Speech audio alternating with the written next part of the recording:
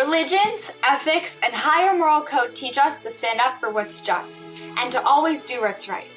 But how far would you go to stand up for what's right?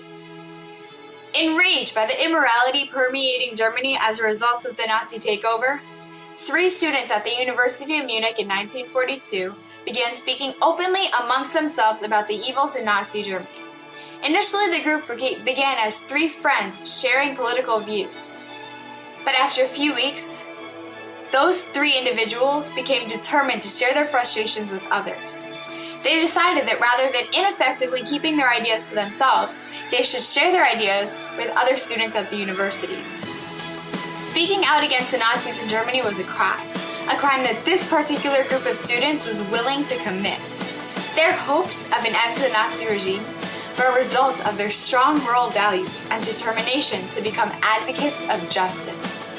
They became known as the White Rose, for the purity of a white rose following a thorny branch. The group started off small, holding discussion groups about civil rights and opposing the Nazis. They realized that they were not making enough of an impact on the student body. So they published a leaflet urging people to think for themselves and rise up against the tyranny of their own government. They explained in their essay that the Nazis promoted evil in society and were ultimately imprisoning the German people. Their leaflets were a call to action for the bystanders of the atrocities of the Nazis.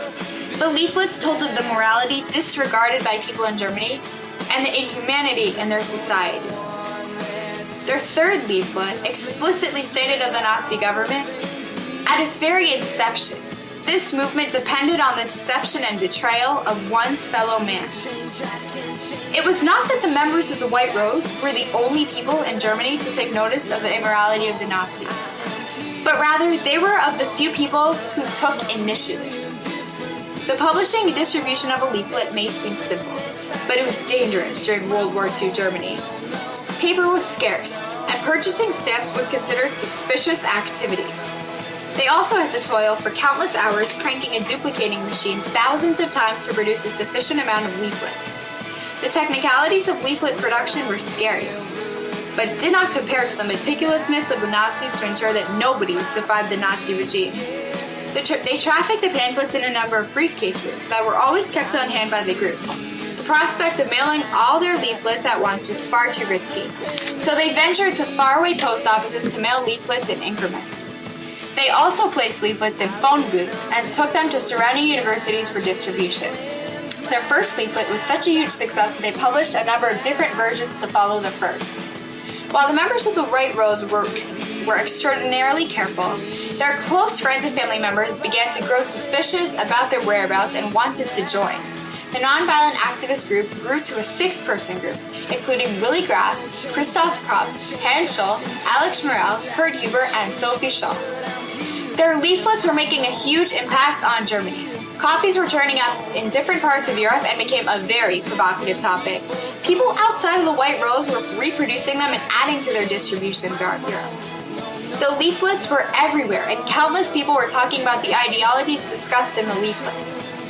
While the Gestapo had been intensively searching for the publishers of these leaflets, they were unsuccessful because the White Rose proved to be extraordinarily well organized. The spread of their ideologies was going smoothly until February of 1943. Sophie, Hans, and Christoph were making their usual rounds in their universities, discreetly putting leaflets in the hallways while students were in class. Everything went smoothly until Sophie pushed a pile of leaflets on the balcony of the university and was noticed by the janitor, who reported them to the Gestapo. The 3 White Rose members were sent to a Nazi court where they were given an unfair trial. The interesting thing about their trial was that they did not deny their actions against the Nazi people. They upheld their moral code and are understood to have said to the crowd of Nazis who witnessed the trial, "Somebody, after all, had to make a start. What we wrote and said is also believed by many others. They just don't dare express themselves as we did." Sophie, Hans, and Christoph were found guilty and were beheaded by the Nazis. In the months following their sentencing, the other members of the group were arrested and killed. While some may say that their lives were hopeless and that their efforts were useless, their words continued to resonate throughout Germany for the remainder of World War II and the years following the Holocaust. The Allies got a hold of a leaflet and decided to edit it and airdrop millions of copies over Germany under the title The Manifesto of the Students of Munich.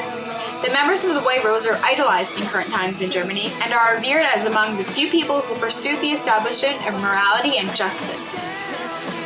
The goal of the White Rose was not to initiate violence, but rather to use the power of their words to stand up against an evil regime, which was exactly what they accomplished. The members of the White Rose exemplify the fact that not all Germans acquiesced with Hitler.